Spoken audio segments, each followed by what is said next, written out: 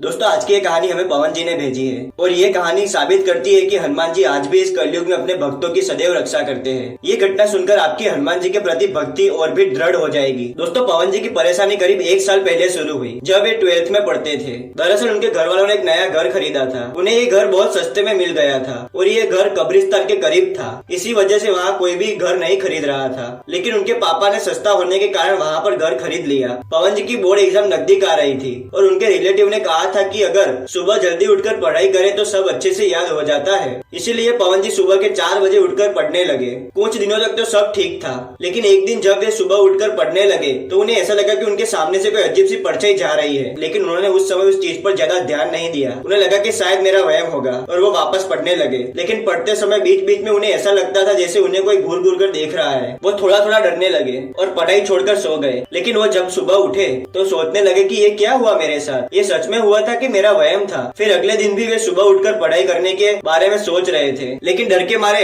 सुबह जल्दी उठ ही नहीं पाए। उनके दिमाग में यही सारी चीजें चल रही थी और वो डर उनके दिमाग से जा ही नहीं रहा था। उन्होंने एक और दिन जल्दी उठने की कोशिश की, लेकिन डर के कारण वे जल्दी उठ ही नहीं पाते थे। उन्हें ऐसा लगता था जैसे उनके आसपास कोई है। इसी कारण उन्होंने जल्दी उठकर पढ़ना बंद कर दिया और सोचा थोड़े दिन बाद शुरू करूंगा। लेकिन जिस दिन उन्होंने सोचा कि मैं अगले दिन जल्दी उठकर पढ़ूंगा, उस रात वो ठीक से सो ही नहीं पाए। वे जब भी दीवार की तरफ मुंह रखकर सोते तो उन्हें ऐसा लगता था जैसे उन्हें कोई घूर के देख रहा है। ऐसा सब घटित होते उनके 2 से 3 महीने बीत गए। उन्होंने डॉक्टर और साइकेट्रिस्ट को भी दिखाया, लेकिन कोई फर्क नहीं पड़ा। कुछ समय बाद लॉकडाउन हो गया और उनकी प्रॉब्लम और ज्यादा बढ़ गई, क्योंकि उन्हें पता चला कि उनकी नाक में गांठ हो गई है, जिस वजह से उन्हें सांस लेने में बहुत तकलीफ हो रही थी। वे रात को सो भी नहीं पा रहे थे, लेकिन हनुमान जी की कृपा से उनका ऑपरेशन अच्छे से हो गया। ऑपरेशन होने के बाद भी वे ठीक से सांस नहीं ले पा रहे थे। उन्हें कुछ डाउट हुआ, इसलिए उन्होंने फिर से डॉक्टर से नाक का चेकअप करवाया। लेकिन डॉक्टर ने कहा परेशानी की कोई बात नहीं है, सब ठीक है। लेकिन फिर भी उन्हें सांस लेने में तकलीफ हो रही थी। फिर वे उनके माता पिता के साथ घर आ गए। एक तो उनकी पहले वाली प्रॉब्लम ठीक नहीं हुई थी,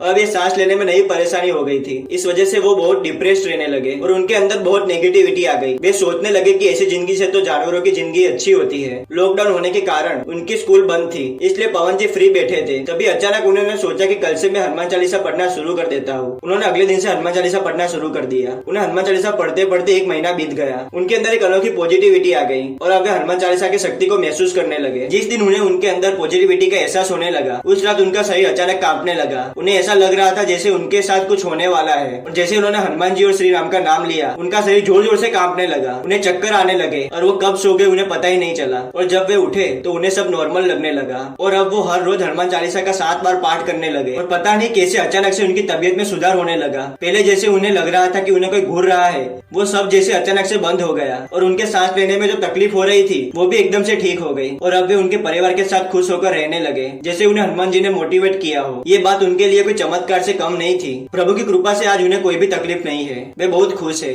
और अब वे सुबह 4 बजे उठकर पढ़ाई भी करने लगे। और ये सब सिर्फ और सिर्फ हनुमान जी की भक्ति से ही संभव हो पाया। उन्होंने हनुमान चालीसा की शक्ति को महसूस किया और अब वे गर्व से कहते हैं कि वो हनुमान जी के भक्त है। दोस्तों आपको वीडियो पसंद आए तो इसे लाइक कीजिए, कमेंट में जय श्री राम और जय बजरंगबली जरूर लिखिए। चैनल पर नए तो इसे सब्सक्राइब कीजिए। मिलते हैं अगले वीडियो में नई कहानी के साथ, तब तक के लिए धन्यवाद।